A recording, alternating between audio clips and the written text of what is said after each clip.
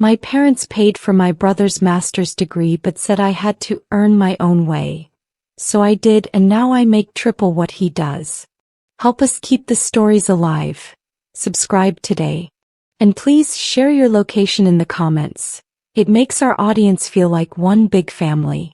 I was 21, standing in our kitchen in Detroit, watching Mama count out $15,000 in cashier's checks.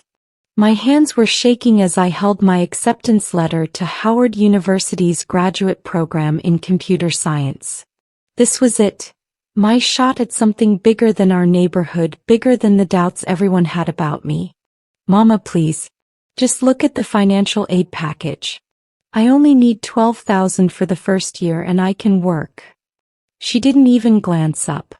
Deshaun needs this money for his final year at Columbia, Keisha. You know how important his MBA is. He's going to run his own firm someday. My brother walked in then, 25 and smirking like he always did when the spotlight was on him.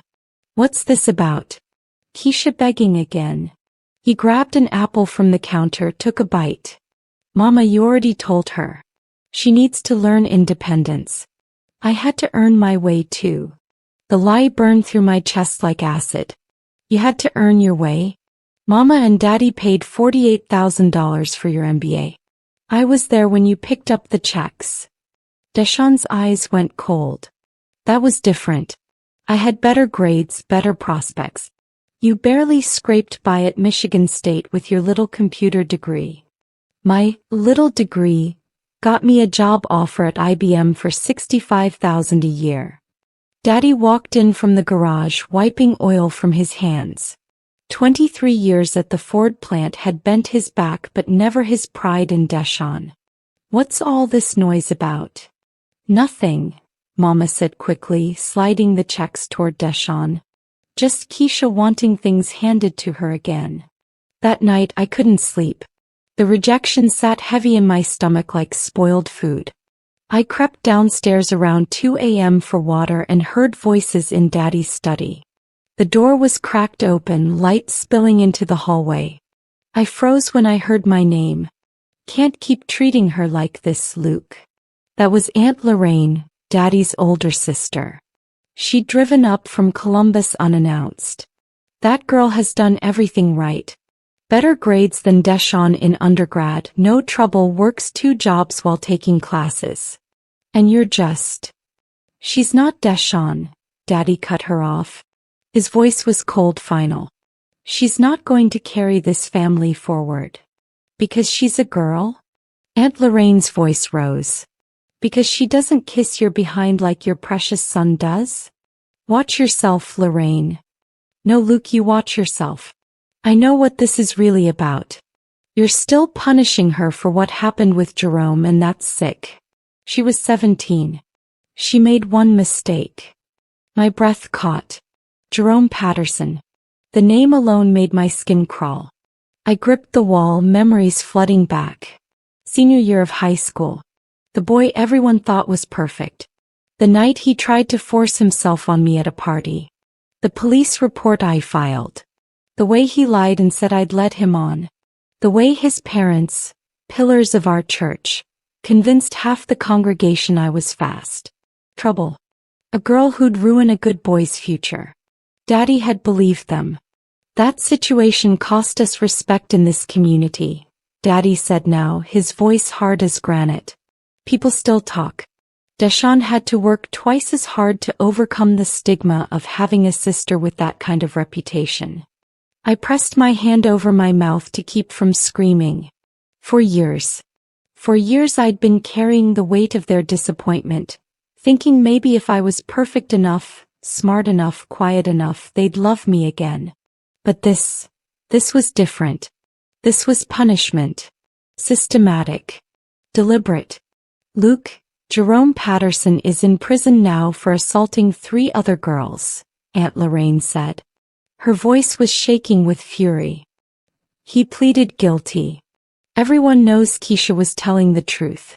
But you're too proud to admit you failed your daughter when she needed you most. So instead you let Deshaun drain you dry while Keisha starves for scraps. Do you even hear yourself? My son is going to be successful. He's going to make something of this family name. Restore what was lost. By throwing away your daughter? He's brilliant. That girl taught herself programming at 14. She's already got job offers. She's already surpassed Deshawn and you know it.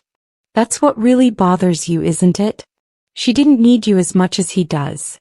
She didn't stroke your ego. Silence. Heavy and suffocating. Then Daddy spoke, each word a nail in my coffin. Keisha will be fine. Girls like her always land on their feet. Deshawn needs structure. Guidance. Investment. She needs to learn that nothing comes easy, especially not after shaming us like she did. This conversation is over. I heard Aunt Lorraine stand up. You're making a mistake you'll regret, brother. And when Keisha walks out that door and never comes back, don't you dare act surprised. She found me in the hallway, tears streaming down my face. Without a word, she pulled me into her arms. 3 weeks later, I was working my shift at Red Lobster when Deshawn walked in with his girlfriend Amber Patterson. She was beautiful. Harvard law, family money, everything my parents had prayed their son would achieve.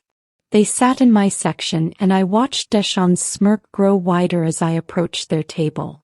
Well, my little sister, the waitress. How's that computer science degree working out for you, Keisha?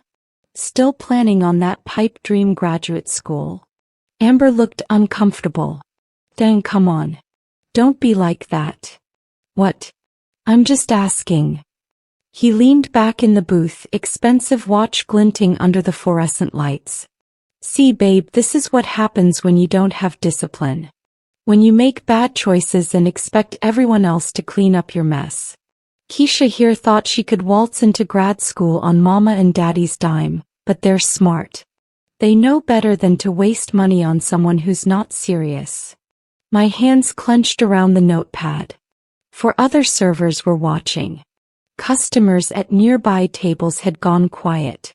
My manager, Trevor, a black man in his 50s who'd been kind to me since I started, stood at the kitchen entrance, eyes sharp and assessing. Actually, Deshawn, I got accepted to Howard's graduate program with a partial scholarship. I just needed help with the gap. The same help you got. $48,000 worth of help, to be exact. His face flushed dark. That's different. How? Because you're the boy? The golden child who can do no wrong? Meanwhile, I worked full-time through undergrad, graduated with honors, and I'm still not good enough. Amber set down her menu, her expression shifting from uncomfortable to intensely focused. Wait. Your parents paid for Deshawn's entire MBA. She looked at my brother, something cold entering her eyes. You told me you had scholarship money and loans. You told me you earned your way through Columbia. Deshawn's mouth opened and closed like a fish. Babe, it's not. It's complicated. You also told me your parents treated you and your sister equally. That they believed in fairness. Amber's voice had dropped to that dangerous quiet lawyer's use before they destroy someone on the stand. How much did they give you, Deshawn? Exactly.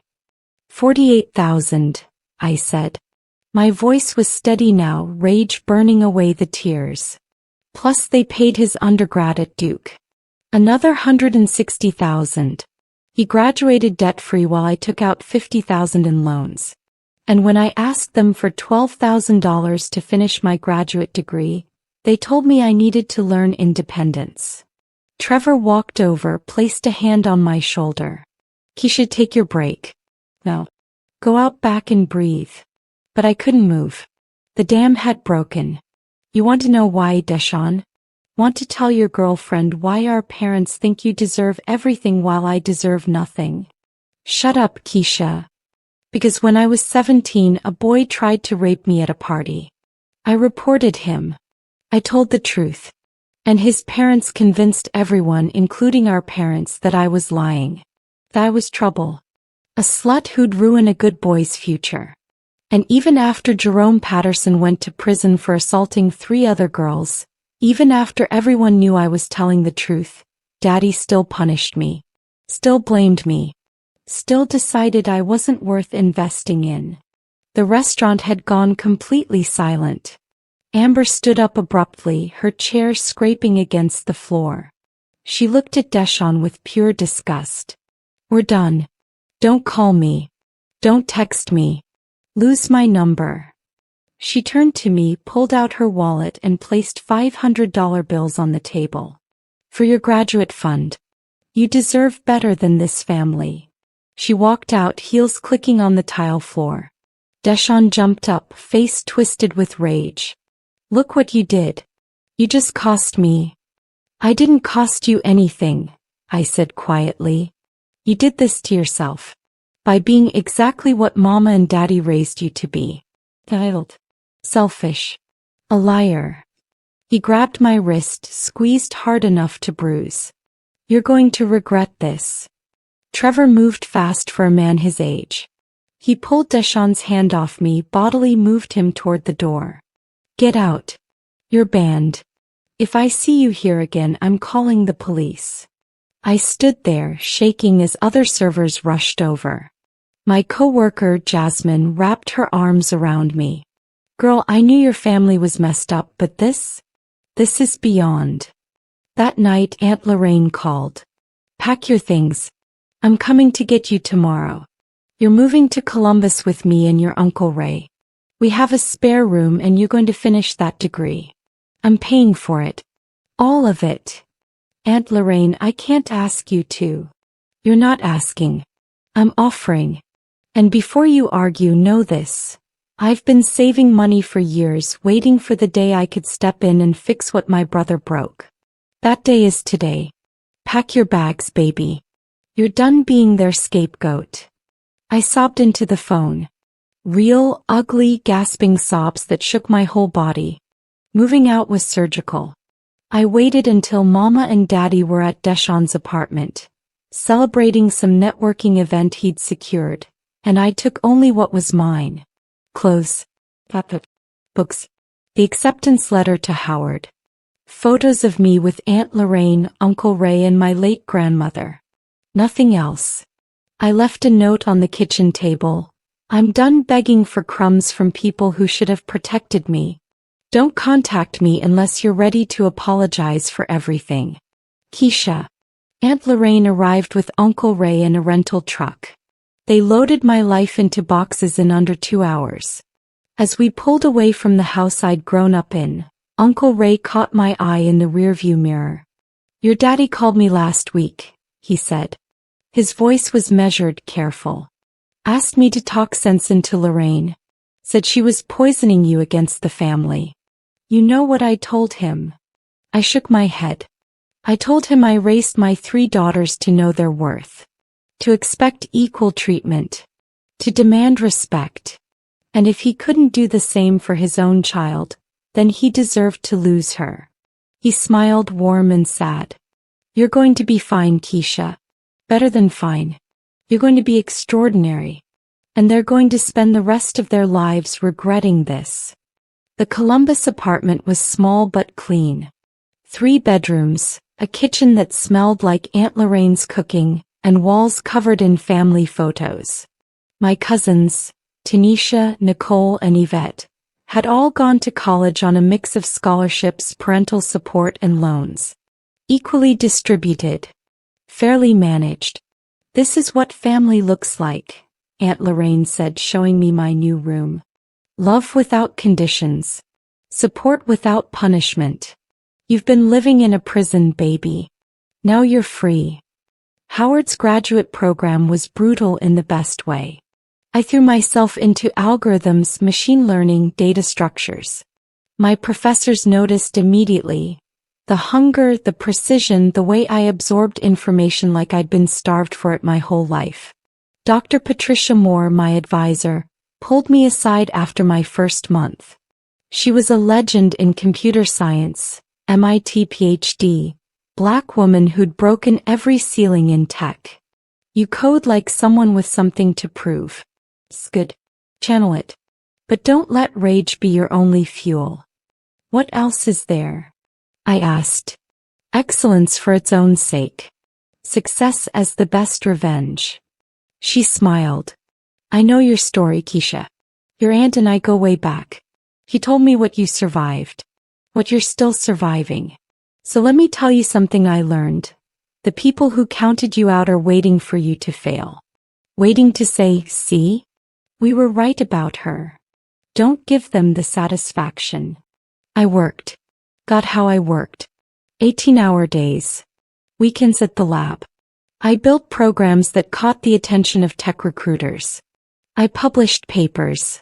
I networked with a vengeance, attending every conference, every mixer, every opportunity to prove I belonged in rooms my family said I'd never reach. And I didn't contact my parents once. Mama called every few weeks at first. Voicemails that started angry, how dare you embarrass us like this, then shifted to confused, we don't understand why you're being so dramatic, and finally landed on desperate, please Keisha, just talk to us. I deleted them all without listening past the first few seconds. Deshawn sent texts, you ruined my relationship. Daddy had a heart attack scare because of your selfishness. When are you going to grow up and stop playing victim? I blocked his number. Graduation from Howard came 18 months later. I finished my master's in record time, graduated top of my class and had job offers from Google, Microsoft, and a promising startup called DataSync Technologies out of Silicon Valley. The startup offered $135,000 base salary, plus equity, plus signing bonus. I took it without hesitation. At 23 years old, I was making more money than Deshawn had ever seen. Aunt Lorraine threw me a graduation party. Uncle Ray grilled. My cousins flew in from around the country. Dr. Moore came with a bottle of expensive champagne and a recommendation letter that would open any door I wanted. Trevor from Red Lobster showed up with Jasmine and half the restaurant staff, all of them cheering and crying and hugging me like I'd won the Olympics. My parents weren't invited. I didn't even tell them I was graduating. But Detroit is a small world and church gossip travels fast. Someone, probably one of Mama's bridge club friends, saw the photos on social media. Saw me in my cap and gown, saw Dr. Moore's congratulatory post on LinkedIn, saw the celebration I'd built with people who actually loved me. 3 days after graduation, as I was packing for my move to San Francisco, Daddy called. I stared at the phone for a full minute before answering. Keisha. His voice sounded older, friendlier. We need to talk. No, we don't. Please. Just listen. We heard about your graduation. About your job. We're proud of you, baby girl. We want to celebrate with you. The laugh that came out of me was bitter as burned coffee. Proud? You want to celebrate? Where were you when I was working 2 jobs to pay for undergrad? Where were you when I was crying in Aunt Lorraine's kitchen, trying to figure out how to afford textbooks? Daddy's silence stretched long and uncomfortable. Then, we made mistakes. I see that now. Your mama and I, we want to make things right. Deshawn's been struggling. The job market for MBAs is tough right now. He's applying to positions but nothing's clicked yet. He's back home with us and let me guess. He's having a hard time, so now you remember you have a daughter. The rage I'd been holding back for 2 years exploded. Now that your golden child is failing, you want to parade me around? Show everyone that both your kids turned out successful. That's not fair, Keisha. Fair? You want to talk about fair? I was pacing now, phone pressed so hard against my ear it hurt. Let me tell you what's fair, Daddy. Fair is when a father believes his daughter when she says she was assaulted. Fair is when parents invest equally in both their children. Fair is when you don't punish a girl for 4 years because you're too proud to admit you were wrong.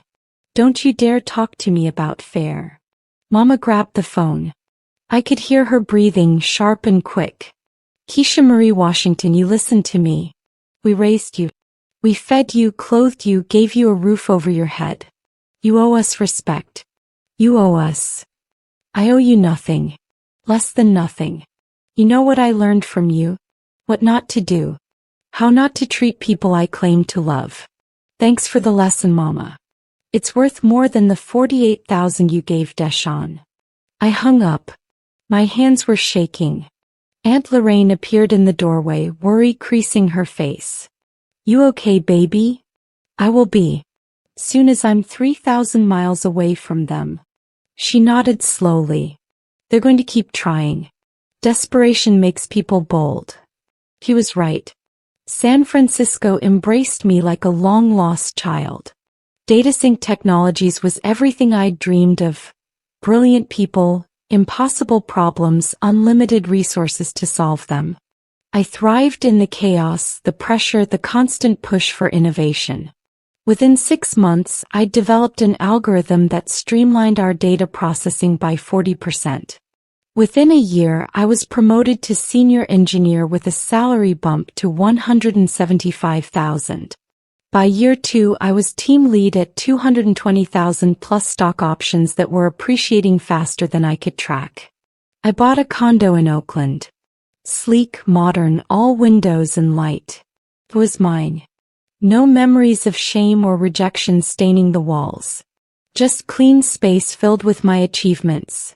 Framed degrees, awards from hackathons, photos of me with colleagues who'd become genuine friends.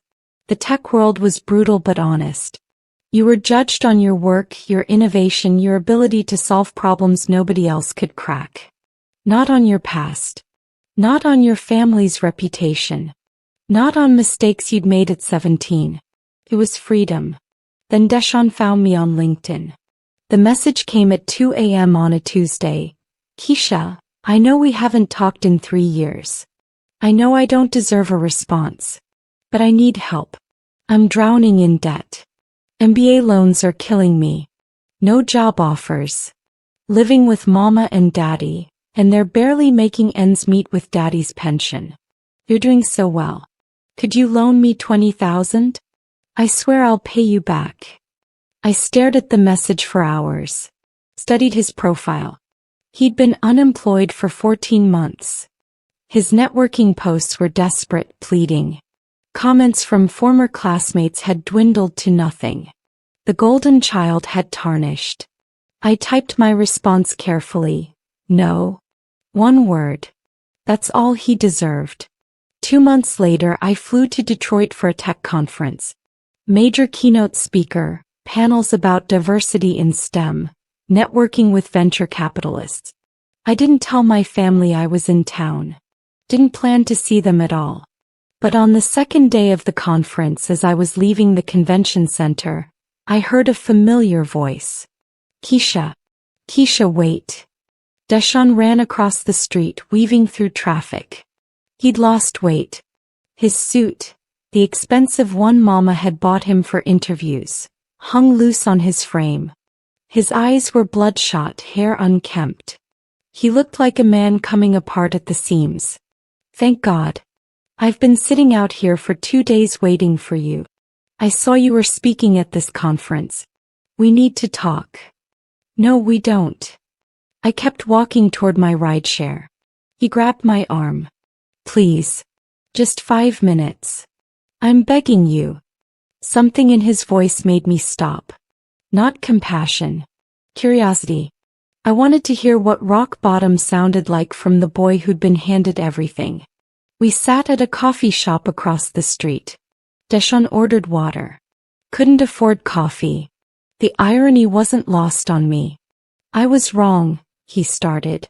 His voice cracked. About everything. The way I treated you. The things I said. I was arrogant. Entitled. Cruel. I thought because Mama and Daddy chose me because they invested in me, that meant I was better than you. That I deserved more. But I didn't deserve anything. I squandered it all. And now you want what? Forgiveness. Money. A job reference. I want you to know I'm sorry. I don't expect anything from you. I don't deserve anything from you. Tears rolled down his face. You were right. About all of it. And I spent 3 years watching you succeed while I failed, and it wasn't jealousy I felt. It was shame. I studied my brother across that coffee shop table. 28 years old, broken by the same system that had tried to break me. But where I'd had Aunt Lorraine to catch me, he'd had only the pressure of expectations he could never meet. "I'm not giving you money, Deshawn," I said finally. "I'm not saving you from consequences. That's what Mama and Daddy did, and look where it got you. But I will give you something they never gave me: truth." He looked up, confused. "You're not worthless. You're not a failure. You're just someone who never learned to struggle. Never learned to fight. Everything was handed to you, so you never developed the muscles you needed to climb on your own." I leaned forward. "You want help? Real help? Then stop expecting rescue. Stop waiting for someone to fix your life. Get a job, any job. I don't care if it's restaurant work or retail or driving for Uber. Work. Build. Prove to yourself that you can earn something without Mama's checks or Daddy's connections. Keisha, I have an MBA from Columbia that you didn't earn and can't leverage. So what's it worth?" I stood up, dropped a 20 on the table for his water. "I make $350,000 a year now. Plus stock options that'll be worth millions when we go public. I earned every penny by doing exactly what they told me to do. Earning my own way. You want what I have? Then do what I did. Suffer. Learn. Grow. Or don't. Either way, it's not my problem anymore." I walked out of that coffee shop and never looked back. 5 years later, I'm VP of Engineering at DataSync. We went public. My net worth is in the 8 figures. I bought Aunt Lorraine and Uncle Ray a house in Hilton Head. I mentor young Black women in tech, making sure nobody else has to beg for the opportunities one fought to create. My parents sent a card to my office last Christmas. Inside was a check for $12,000, the amount I'd asked for 7 years ago. The note read, "We're sorry. We were wrong. We hope someday you can forgive us." I framed the check. Never cashed it. It hangs in my home office as a reminder. I earned my own way. And it was worth everything. Deshawn. Last I heard, he's managing a small marketing firm in Ann Arbor. Married. 2 kids. He sends an email every year on my birthday. Just 3 words: "I'm still sorry." I never respond. Because some betrayals don't get redemption arcs. Some wounds don't heal with apologies. And sometimes the best revenge isn't forgiveness. It's success so magnificent, so undeniable, that the people who counted you out have to live every day knowing they bet on the wrong child. I didn't just earn my own way. I built an empire on the foundation of their rejection.